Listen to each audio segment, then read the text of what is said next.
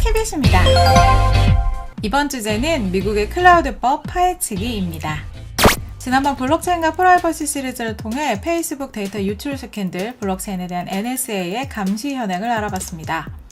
이번엔 블록체인과 프라이버시 시리즈 마지막으로 미국의 The Client by Lawful Overseas Use of Data 이하 클라우드법의 탄생, 구성, 그리고 각계의 반응을 살펴보고 클라우드법이 앞으로 디지털 프라이버시에 미칠 영향에 대해 알아보겠습니다. 클라우드법 탄생 배경. 이분이 미국 상원의원 오린 하츠인데요. 2018년 2월 6일 4명의 미국 상원의원은 클라우드법을 의회에 상정했습니다. 법안을 주도한 유타주 상원의원 오린 하츠는 미국 상원법사위의 전직 의장 및 현직 멤버입니다. 현재 미국 대법원에서 진행 중인 마이크로소프트 아일랜드 사건 방청 후 클라우드법을 구상했다고 합니다. 여기서 마이크로소프트 아일랜드란 현재 미국 대법원 미해결 진행 사건으로 미국 정부가 2013년 마약 수사를 하는 과정에서 단서가 있을 것으로 추정되는 이메일 열람을 위해 마이크로소프트사에 요청했으나 서버가 해외에 있다는 이유로 거절된 것을 말합니다. 오린 하츠는 기존의 법 체계로는 전 세계 인터넷 기반 통신기술 발전 속도를 따라잡을 수 없다 주장합니다. 수사기관이 범죄를 해결하는 데 필요한 데이터가 미국 외 데이터 서버에 존재하면 이 문제를 해결하는 것이 매우 어려워질 뿐 아니라 유사 범죄를 예방하지 못한다며 클라우드법을 옹호했습니다. 사실 현행 법률이 제대로 따라가지 못할 정도로 빠른 인터넷 통신 기술의 발전은 글로벌 IT 기업들에게도 굉장한 골칫거리였습니다. 이는 마이크로소프트 아일랜드 사건에서 알 수 있습니다. 그동안 미국 IT 기업은 미국 수사기관 요청에 따라 범죄에 연루된 데이터를 수사기관에 제공해줘야 하는 책임과 해당 국가의 데이터 보호 법률 준수의 의무 사이에서 심한 내적 갈등을 겪었기 때문입니다. 클라우드법은 미국의 IT 기업들에게 단비를 내려줍니다. 미국 수사기관들은 클라우드법을 통해 정식으로 해당 국가에 위치한 개인 데이터를 요구할 수 있게 됐고 협약국가 역시 데이터 제공 의무뿐 아니라 자신들이 필요하면 미국에게 자국민 자료를 요구할 수 있는 데이터 요구 권리가 주어졌기 때문이죠. 이제부터 IT 기업들은 양 국가 사이에서 골치 아픈 고민 없이 해당 국가의 수사기관 요청을 따르기만 하면 됩니다. 클라우드 법안의 상정을 위해 오린 하츠는 많은 노력을 들였는데요. 데이터 프라이버시에 대한 그의 사랑과 집착의 씨앗은 마침내 운명의 연인 도널드 트럼프 대통령을 만나 꽃피웁니다. 미국의 정부 예산안인 일괄 세출안에 포함된 클라우드 법안은 2018년 3월 20일 하원 찬성 256표, 반대 167표, 상원 찬성 65표, 반대 23표로 의회를 통과했습니다. 다음 날인 3월 23일 도널드 트럼프 미국 대통령이 예산안에 서명해 클라우드법도 자동 승인된 것입니다. 클라우드법의 구성. 앞서 클라우드법이 어떻게 등장하게 됐는지 간략히 알아봤다면 이번엔 클라우드법의 원칙, 법안 구성, 그리고 시행 후 운영에 대해 자세히 알아보겠습니다. 클라우드법은 4가지 원칙을 명시하고 있습니다. 첫 번째, 상호협정. 클라우드법은 미국 정부가 해외 정보와 디지털 증거를 공유하기 위한 정식 조약을 맺을 수 있도록 그 기준을 명확히 한다. 두 번째, 미국 구속영장의 치외 법권성과 국제 예양. 클라우드법은 프라이버시에 대한 기존 법률을 개정하므로 미국의 영장 및 기타 법적 절차를 통해 전 세계 어느 곳의 데이터에도 접근할 수 있는 법적 근거를 제공한다. 하지만 이런 미국의 영장 등의 법적 절차는 국제 예양에 의해 접근이 제한될 수 있다. 클라우드법을 통해 인터넷 서비스 제공자들은 최초로 국제 예양을 근거로 한 법적 절차에 이의를 제기할 수 있는 법적 권리를 가질 수 있다. 세 번째, 투명성. 만약 인터넷 통신 업체들이 미국 수사기관으로부터 국민 혹은 거주자에 대한 정보 접근을 요청받고 해당 국가가 미국과 클라우드법을 협약했다면 자국 정부에 정보 요청을 할 수 있다. 외국 정부는 양국 협정 조건이 제대로 준수되고 있는지 평가할 수 있고 부적절한 요청일 경우 외교적으로 개입할 수 있다. 네 번째, 호혜성.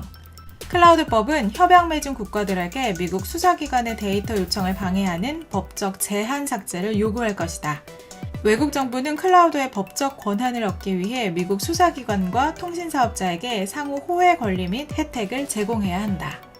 클라우드법의 구성은 다음과 같습니다. 첫 번째, 인터넷 통신업체가 보유한 데이터에 대해 신속하게 접근할 수 있는 능력은 공공의 안전을 도모하고 테러를 포함한 중범죄에 대처하기 위한 정부의 노력에 반드시 필요하다. 두 번째, 미국 정부는 현재 해외에 저장된 데이터에 접근할 수 없기 때문에 공공안전을 위한 노력에 방해받고 있다. 하지만 미국의 사법제도의 관할하에 인터넷 서비스 공급자의 데이터에 대해서는 미국 정부가 보호권, 통제권 또는 소유권을 가지기에 접근할 수 있는 권리가 있다.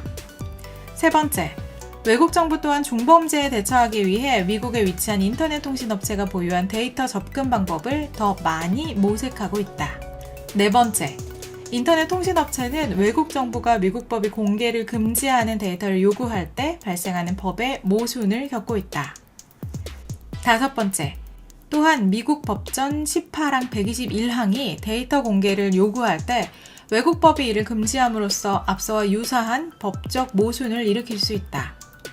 여섯 번째, 국제 협약을 통해 미국 정부와 외국 정부가 자국민에 대한 프라이버시 규정을 공유하므로 앞서의 법적 모순을 해결할 수 있는 메커니즘을 만든다. 이렇게 지정된 클라우드법을 통해 다음과 같은 일이 일어나게 됩니다. 외국의 수사기관이 미국의 영장 없이 미국 기업으로부터 미국인의 데이터를 수집할 수 있다. 외국 정부가 판사 검토 없이 미국에 위치한 사생활 데이터를 요구할 수 있다. 미국 대통령이 타국과 행정협정을 맺음으로써 해외 국가들의 데이터를 무단으로 수집할 수 있다. 외국의 수사기관이 미국인에게 통보하지 않고 개인의 데이터를 수집할 수 있다. 미국의 수사기관이 국적에 상관없이 그리고 국가에 상관없이 개인 데이터를 수집할 수 있다. 클라우드 법안에 대한 반응. 클라우드 법안의 통과에 대한 각계각층의 반응은 즉각적이고 명확했습니다. 찬성. 클라우드 법안에 대해 미국의 IT 기업들은 연합성명을 내며 열렬한 환영을 표했습니다. 애플과 페이스북, 구글, 마이크로소프트는 우리는 전 세계 고객과 인터넷 사용자를 보호하기 위한 국제적 합의와 해결 방안을 지지해왔다. 클라우드 법안은 고객의 권리를 지키는 데 중요한 역할을 하게 될 것이고 법적 갈등을 줄여줄 것이라고 밝혔습니다. 특히 마이크로소프트는 개인 데이터와 관련된 사건을 진행 중이어서 그럴까요? 마이크로소프트는 한 걸음 더 나아가 의회는 미국 행정부가 해외 데이터에 접근할 수 있도록 시대에 맞는 법적 절차를 마련했다. 이는 민주당과 공화당을 뛰어넘는 초당파적 지지와 법무부, 백악관, 전미 변호사협회 및 기업의 지원 의사를 강하게 반영하는 법안이며 적절한 타협안이다. 마이크로소프트와 같은 기업들은 클라우드법을 통해 전 세계 고객의 개인정보를 보호하게 될 것이며 기업이 암호화 기술을 사용할 때 편법을 쓰지 말아야 한다는 경고의 뜻도 담고 있다 라고 밝혔습니다. 반대. 클라우드 법안을 주도한 일부 국회의원들과 IT 기업들은 해당 법안을 열렬히 지지했지만 모든 사람들이 이를 찬성한 것은 아닙니다. 특히 일부 국회의원들과 시민단체 등은 강한 반대 의사를 표시했습니다. 일례로 공화당의 상원의원 랜드 폴은 3월 22일 법안이 통과된 직후 트위터를 통해 의회는 클라우드법을 거부해야 한다.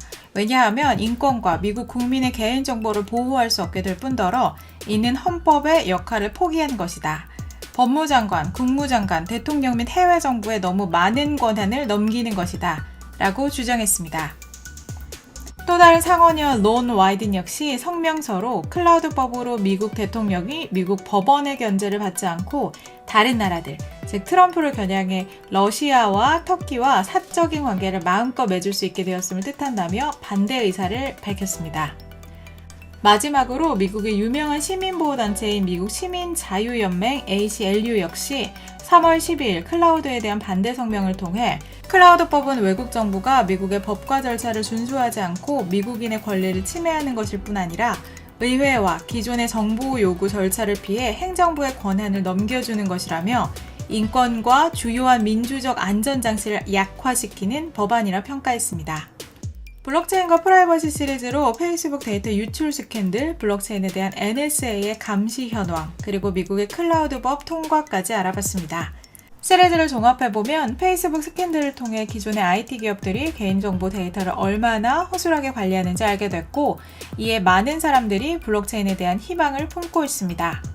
그러나 스노든에 의해 유출된 NSA 문건에 따르면 NSA는 이미 2012년부터 비트코인을 첫 번째 우선사항으로 선정해 거래 당사자를 추적, 패스워드 등의 민감한 데이터까지도 유출할 수 있다고 합니다.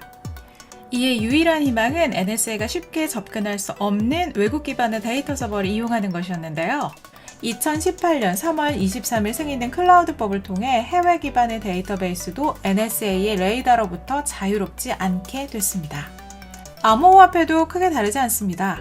앞으로 설령 암호화폐 관련 기업이라도, 그리고 그 기업이 미국 기업이 아니라 하더라도 해당 국가가 미국과 클라우드법을 통해 협약을 맺었다면 미국의 요청에 자료를 제공해야 하는 법적 의무가 생겼다는 것을 뜻하기 때문입니다. 이제는 전 세계의 모든 가상화폐 거래도 NSA의 감시망 아래 놓이게 되는 날이 멀지 않아 보입니다. 법안을 주도한 유타주 상원의원 오린 하치는 The Senate Republican High-Tech Task Force SRHTTF의 의장입니다. SRHTTF는 그 임무에 대해 미국이 기술 분야에서 세계의 선도적인 위치를 유지할 수 있도록 기여하는 것이라고 구체적으로 명시하고 있는데요. 과연 미국의 클라우드법은 오직 전 세계 공공의 안전과 테러 위험 방지를 위해 제정되었을까요?